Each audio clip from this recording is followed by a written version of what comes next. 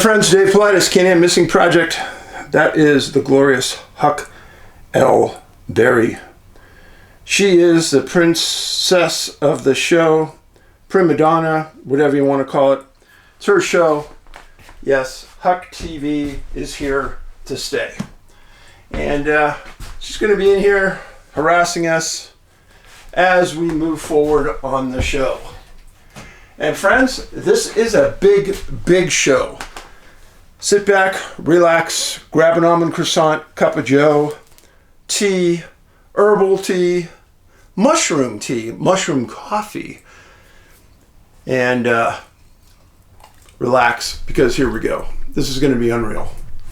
This is going to be the last show on the Marin cluster. And because it is our last show, this is the analysis portion as well. We've got two cases to end the series on, and then we're going to go through the analysis in detail so that you can have a thorough understanding of how complex Marin County in California really is. So, let's start the show. First case is a strange one. Name is Frank Meyer, 39 years old, went missing June 21st, 1964.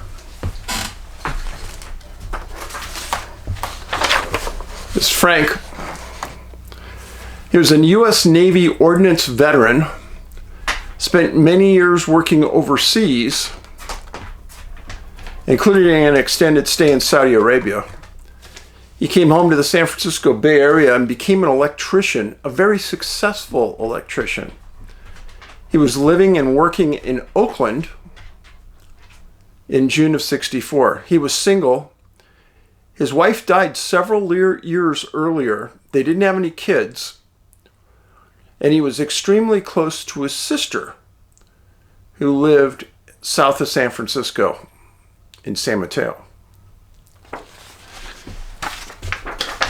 And how I found this case is even more bizarre. But how I found a lot of these, I don't even understand. But Frank was completely devoted to his Church of the Nazarene. Very religious, very committed. On June 20th, Frank did what he did a lot of times when he had a free night. He went to go stay at his sister's house in San Mateo. Her name was Dorothy Cunningham. She said that they were extremely close. They both were tight on religion, and they loved each other immensely, brother and sister.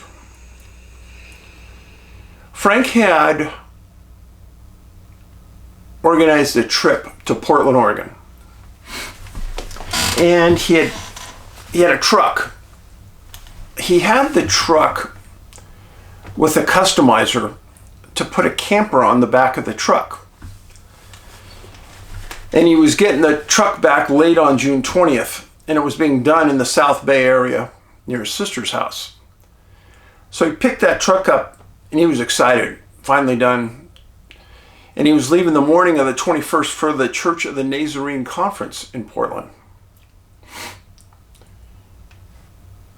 His sister said he was excited about going. He liked to take pictures. He brought his camera, got a lot of extra film.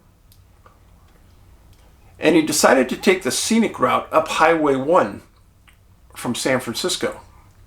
You cross the Golden Gate Bridge, you drive into Marin County, you jump on Highway 1, and it is an epically beautiful ride. It's slow, but it's beautiful all the way up. And it's slow because it's a narrow 2-lane road, a lot of curves back and forth. You're over a cliff half the time looking down. Once you take it, you'll never forget it. So he was going to take the coastal route. He wasn't in a big hurry. So he left the morning of the 21st. June 24th, the rural Marin County Fire District had a fireman on duty during these times because of the high fire danger in Marin County. This man was driving around, and he was off Bolinas Ridge Road And for the second day in a row, he noticed this truck with a camper parked off to the side and hadn't moved, and he had gotten out and nobody was there.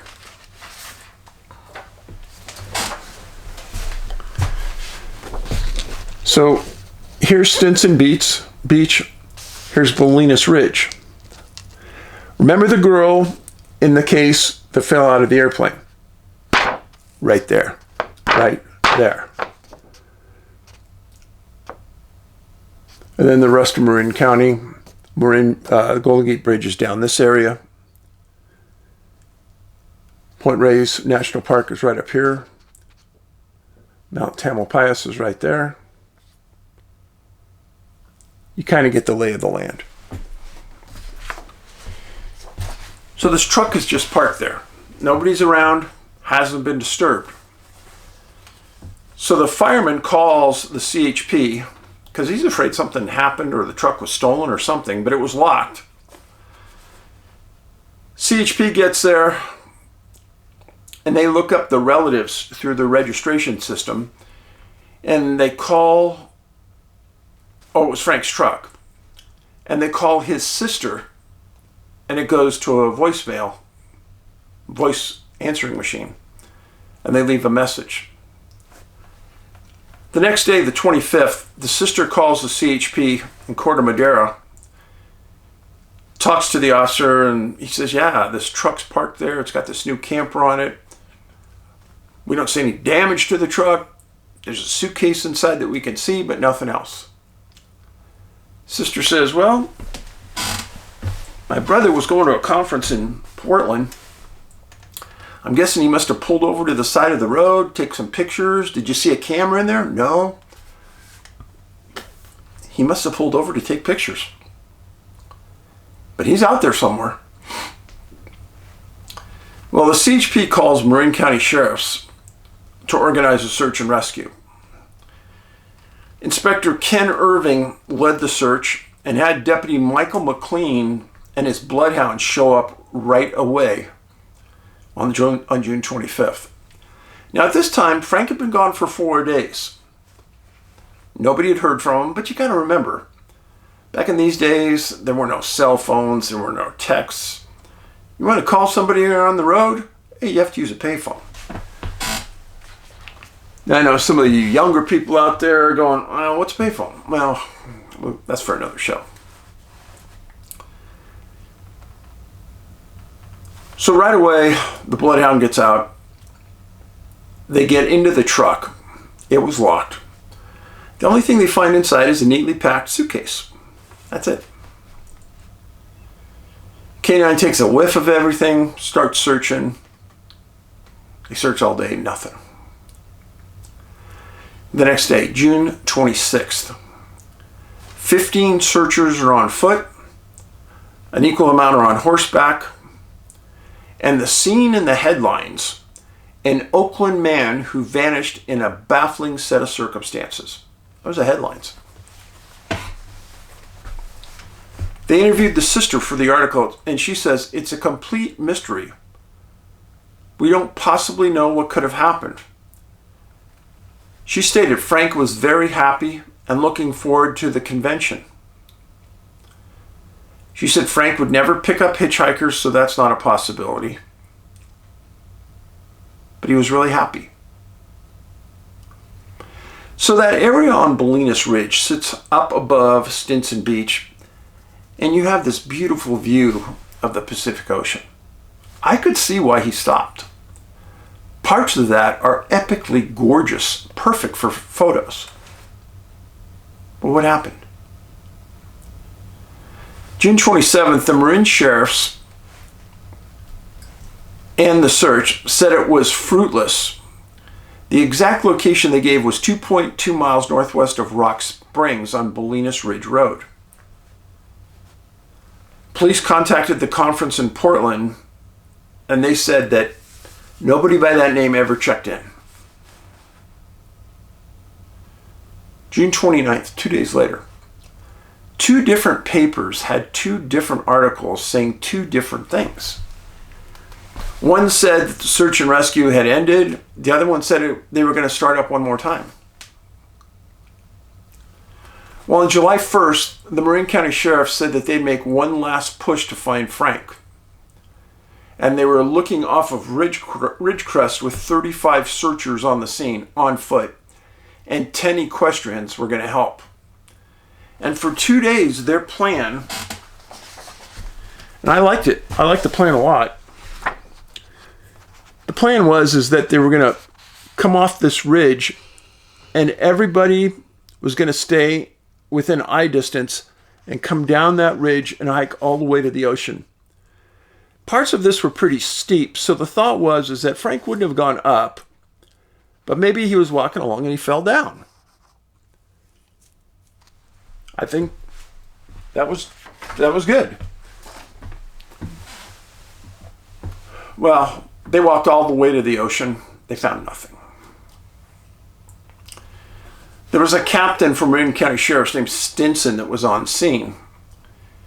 And he said all possible areas that Frank could be in were searched by bloodhounds and ground pounders and equestrians.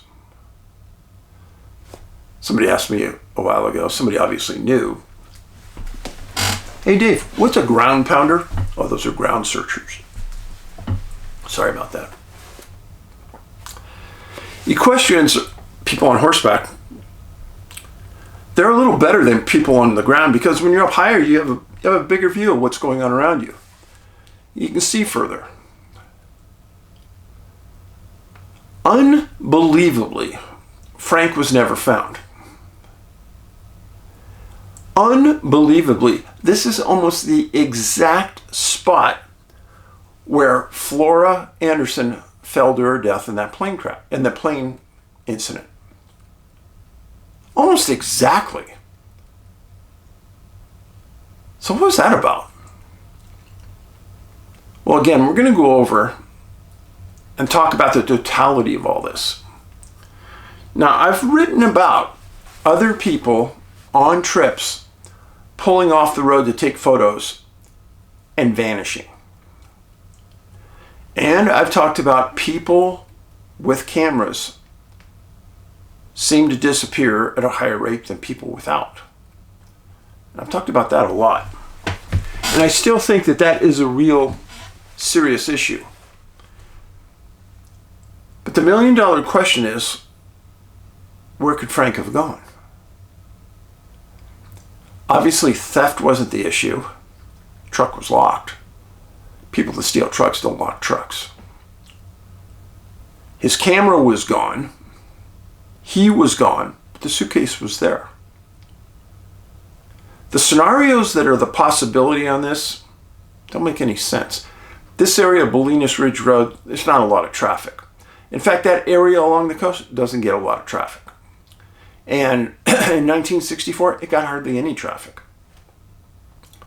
Now, on the weekends, yeah, there's a lot of traffic there now, but not 64. So, again, Frank Meyer,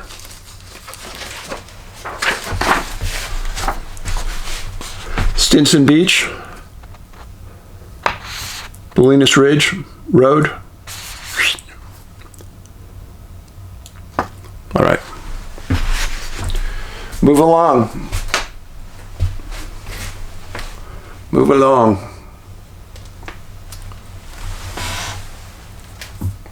So,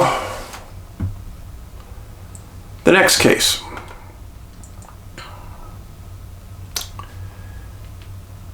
Schuyler Steadman.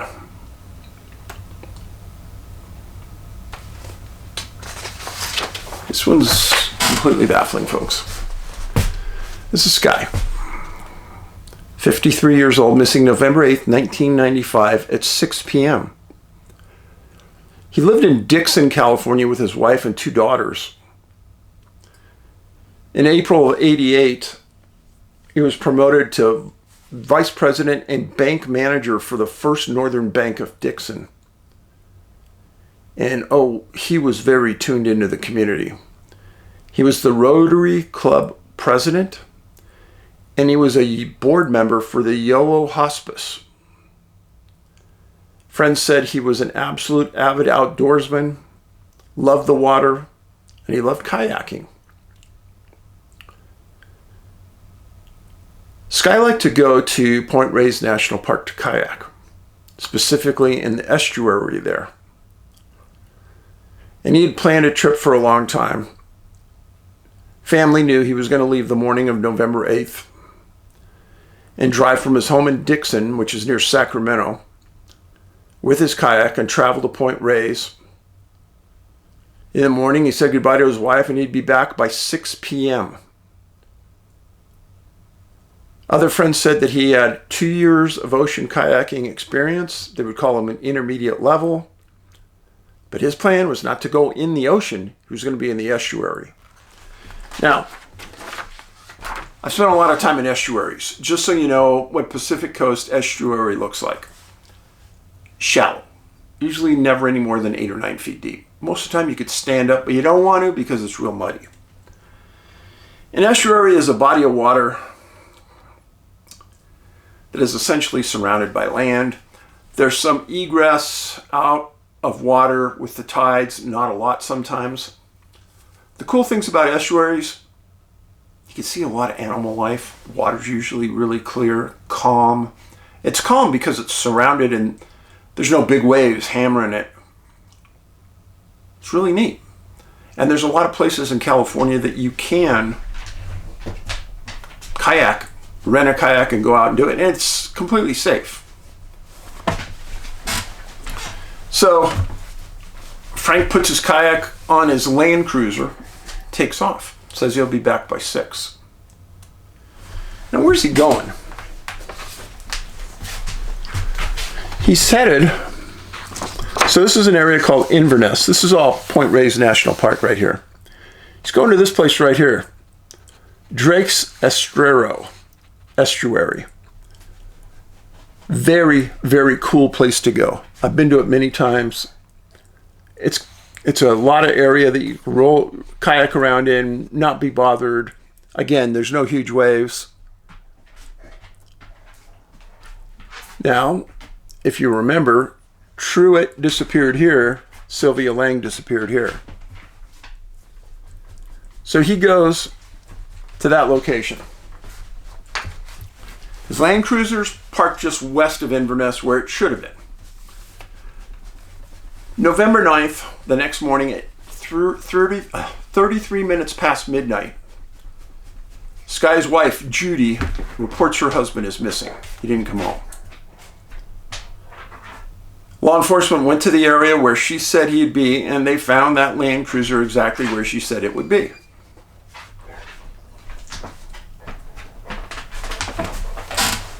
Now, he liked going to this exact same spot, and it had been many times in the past. That's why she knew he'd be there. Now, the truck was parked just west of Inverness at Johnson's Oyster Farm. Yeah, they harvest oysters there. Well, once they find the vehicle, they start looking for Sky, and they start looking for his kayak, which is a big thing to look for. Law enforcement from Point Reyes National Park, they call for a Coast Guard helicopter. It responds, and it starts flying in the area. They get in 2 hours of flight time that first day before the fog moved in. And they said that the day Sky was out there, it was foggy as well. The next day, November 10th, Coast Guard helicopter comes out again and starts flying the coast and the estuary. And they're looking for anything. Floating life raft, floating life preserver, anything. And they also put a Coast Guard cutter off the coast just in case he went out in the ocean. The Coast Guard spokesman was Kelly Fryer. Stated, "We haven't found a thing. No wetsuit, no kayak, no life vest, nothing." There was a sound of deep frustration in that voice. They also called for a CHP helicopter who also flew the coastal route looking for the same thing that Coast Guard was. The search and rescue commander said there's no evidence they can find that he was even in the area except for the land cruiser. Well, that's not good. And they had 25 people hiking the area around the estuary, looking for tracks, etc. Maybe he came out of the water and they're just missing it. Now pay close attention. This is where it gets interesting. November 11th, Keith Miller is the owner of California Canoe and Kayak and was a good friend of Skye's. He stated this in the newspaper. He said, "This whole case is extremely strange. To have an 18-foot kayak and somebody totally disappear off the face of the earth is unheard of." I didn't make it up. That's exactly what he said. He had come out, helped with the search, saw the obstacles they were up against, and he couldn't believe it. He went on to say that the kayak that Skye had is the top of the line $2,200 kayak. Now listen to this. With 2 sealed air chambers that made it extremely difficult to sink. Which is probably why Skye bought it. About this time, word is getting back to Dixon, where he lived. And a woman named Barbara Dupree was the executive director of the Yolo Hospice, where he sat on the board of directors, Skye. She said Skye is probably one of the most wonderful people I've ever worked with on any board of any kind. So why do I say this?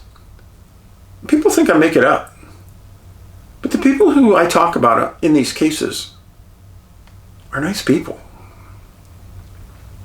Skye did a lot for that community of Dixon, and it's not big.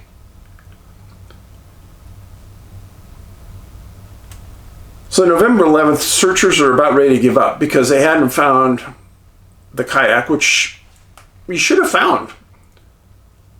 2 floating chambers that are hard to sink per the guy who knows. And you have a man that's wearing a wetsuit and a life vest that's missing. He should be bobbing like a buoy out there. In case nobody's ever worn a full wetsuit, let me explain this to you. I've worn them hundreds of times skin diving in the Pacific Ocean. A full wetsuit takes, for a person like me, 6'1", 205, it takes about 22 pounds of lead weights strapped to me to make me neutrally buoyant, meaning I'm not sinking, I'm just staying level in the ocean underwater. Skye doesn't have any weights on. He's wearing a full wetsuit and a life vest. There's no way that guy went underwater wearing those things. No way.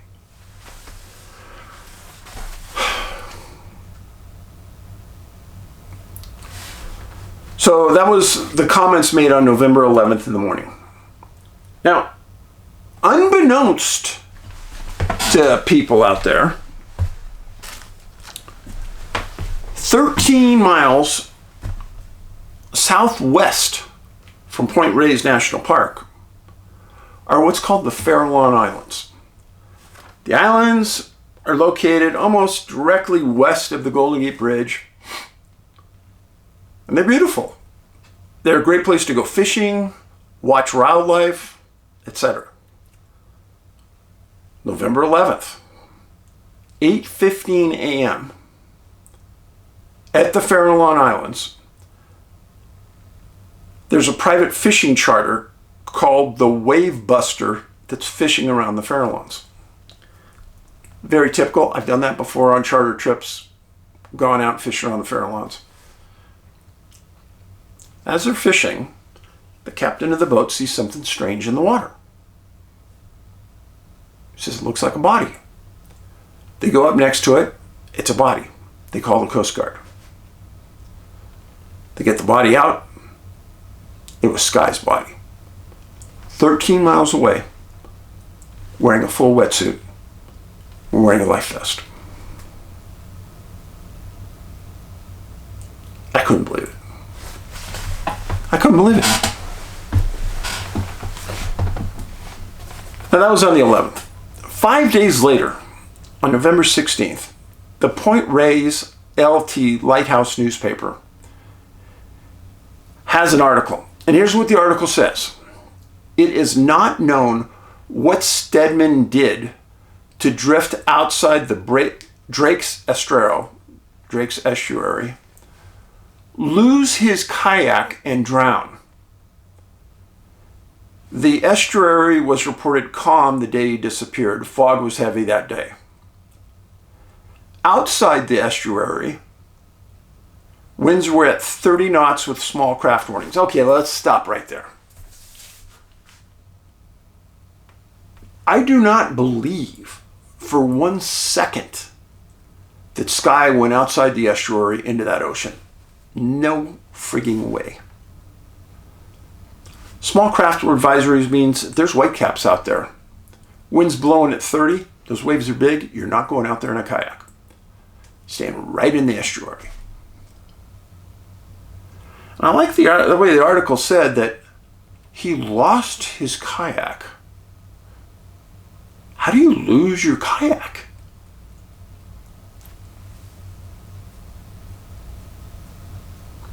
Sky was found wearing a full wetsuit and his life preserver, the article stated. The article also stated, and I'm sorry, I can't believe this, the kayak was never found. What? What? And nobody saw him in the estuary that day. Now I looked it up because I knew the stat was really high, but I wanted to be 100% sure that I was correct. 86% of people who are found drowned are not wearing a life preserver. Fewer still are not wearing a wetsuit. Now, Sky knew the estuary very well. He knew its borders. He wouldn't have been confused about where he was in it. The number one question, where's the kayak? Number two question, how in the heck did he drown? All reports indicated he was a really good swimmer, and he had two of the greatest floating devices you can imagine, a wetsuit and a life preserver. How did he drown? How did he end up 13 miles from the estuary in the Pacific Ocean near the Farallones? Even the experts thought this case was unexplained. I know. I get riled up about this, folks. I'm sorry. I just do. Because I know that there's something more to this than what's going on.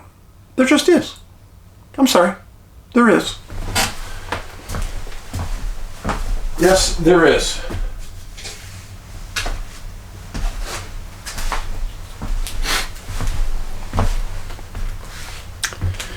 Now, we're going to start talking about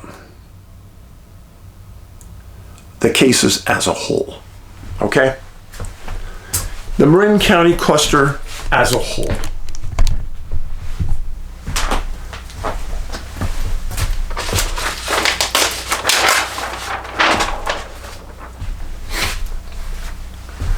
This is a diagram that was made earlier of all the disappearances. This is Meyer, not Murphy.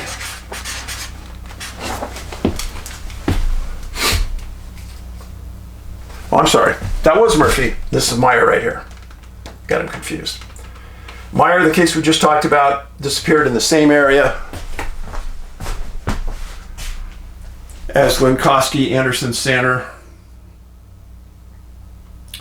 Now, if you remember, Sander and Glenkoski disappeared within a mile of each other. Remember that?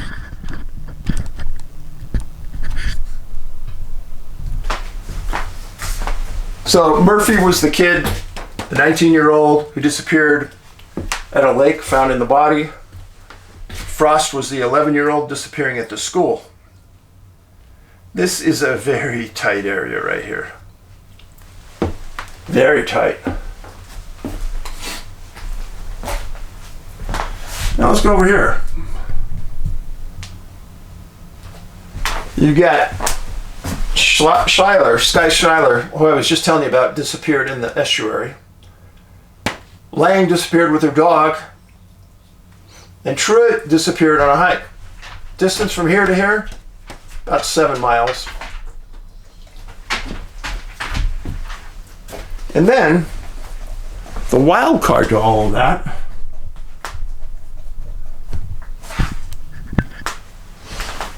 is Erica Shane, who disappeared in Cazadero, outside of Marin County, but still date and time close to what Lang and Truitt disappeared.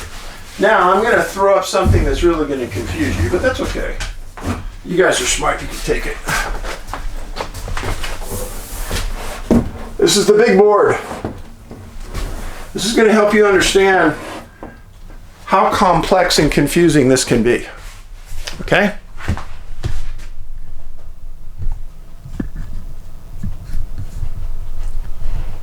So we're going to start right up here. William Murphy, March 5th, 1938. He was a hiker, separated from his friend, later found in a lake, 19 years old. The next case, a female, Flora Anderson, disappeared September 3rd, 1956. Remember, she fell out of an airplane? 21 years old. Remember, she fell out of that airplane in the same area as the case I just told you about, Meyer. Now, Wayne Frost was the disabled young boy. June 28, 63, ran away from school, never found. Frank Meyer, the case I just talked to you about, 39 years old, never found. Schuyler Steadman, November 8th, 95, kayaker, 53, found 13 miles away at the Farallones. Now, pay close attention. These three cases right here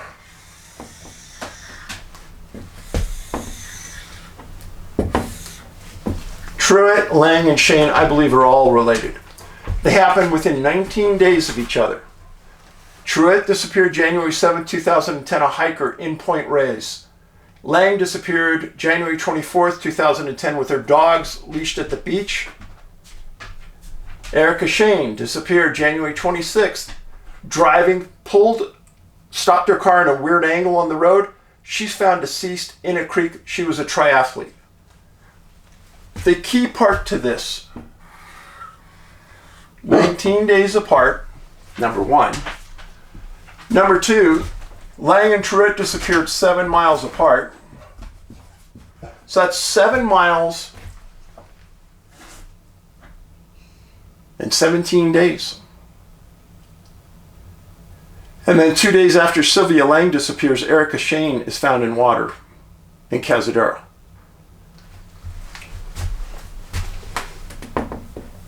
Catherine, 37, Erica, 34. You with me still? Am I going too fast? I want to make sure that this is all caught. Now, the next couple, Glenkoski and Sander. Magdalena Glenkoski disappears March 30th, 2014. Marie Sander disappears April 17th, 2014. Both were hiking, both alone. Found 1 mile apart. Glenkoski fits into this 33, 34-year-old, 37-year-old split in females. You with me? Are you seeing what I'm seeing in all this? I hope so. I hope I'm making some sense with all this. Now let's go through the victims. There were 6 women and 4 men. The average age, 35. What months did the cases happen in? There were 3 in January, 2 in March, 1 in April, 2 in June, 1 September, 1 November. Total was 10. The oldest victim was 77, and that was Sylvia Lang, never found. The youngest victim was 11, Wayne Frost, never found. Now, I think it's important to understand what you're dealing with as far as people. So the occupations. One was a student. Sky was a bank manager. Magdalena was a programmer. Marie Sander, a teacher. Got an electrician. Frank Meyer. Retired volunteer Sylvia. And a chef, Catherine Truitt. You almost have a cross-section of society right there. From blue collar to extremely smart. You've got everything. Now, some facts. Each victim was alone when this happened. We have one case of absolute point of separation. That is Murphy. Now, Murphy, remember, was hiking with his friend around the lake. His friend said he was right behind him. And all of a sudden, he was gone. I told you before, water is the key. Murphy found in a lake. Steadman found in the ocean. Sanders found right next to a creek. 5 of the victims were never found. Truitt and Lang and Erica Shane. 3 cases, 19 days. All of them were water related. You can't argue that. Erica's found in a creek. Truitt and Lang disappeared next to the ocean. Truitt and Lang 7 miles apart. Now, I found this, I just think it's weird. Sander and Lang drove Subarus. And each of them was with a dog when they disappeared. Now, how do I know a Subaru? Because it specifically said it in the article. Otherwise, I wouldn't have known. But I think it's weird that they were driving Subarus and they both had dogs with them and they both disappeared. And the dogs were found in both incidents. 3 cases of Point Reyes National Park. Truitt, Lang, Steadman. Truitt and Lang were never found. Steadman disappeared, we think, in Point Reyes and was found in the Farallon Islands.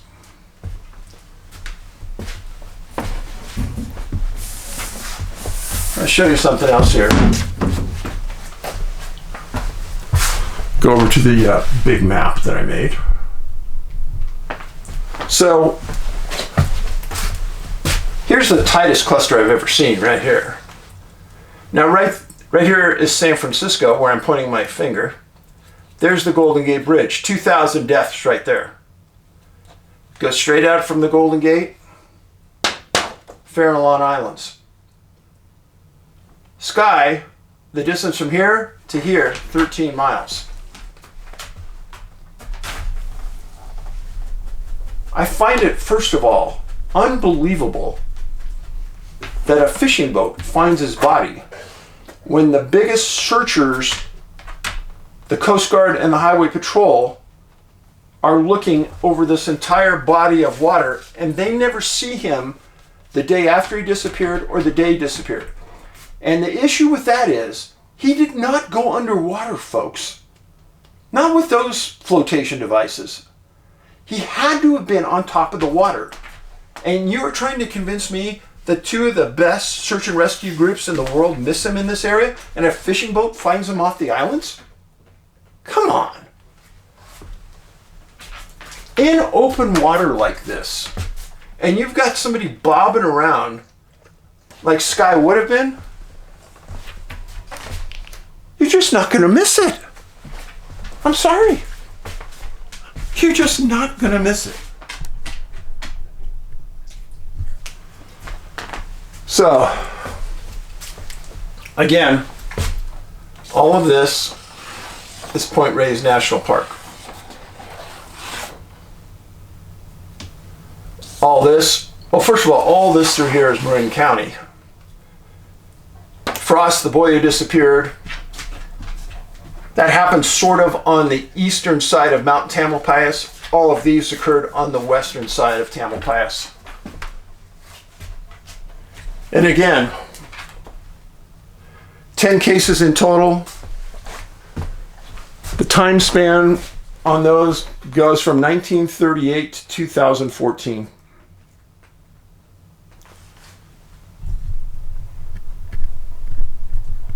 Now,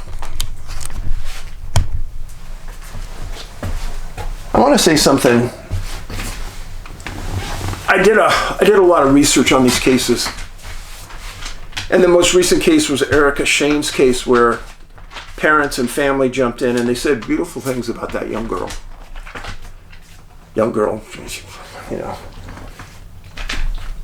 Erica was 34. She was somebody's daughter. And if you look her up, parents loved her so much. Family loved her so much. Sometimes I have to be really careful about dredging up feelings and things and saying things that may be hurtful to the family, and I don't want to do that. But I doubt seriously that the family knows what I just laid out for everything here.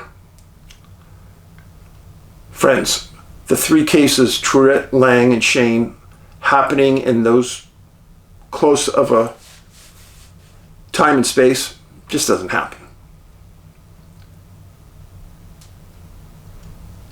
And the same thing with Winkowski and Sanner. Two cases within days of each other, found within a mile of each other, just doesn't happen. I appreciate you being here. I'd be humbled if you put this on your social media and let others know what we're doing here. You are greatly important. Greatly important.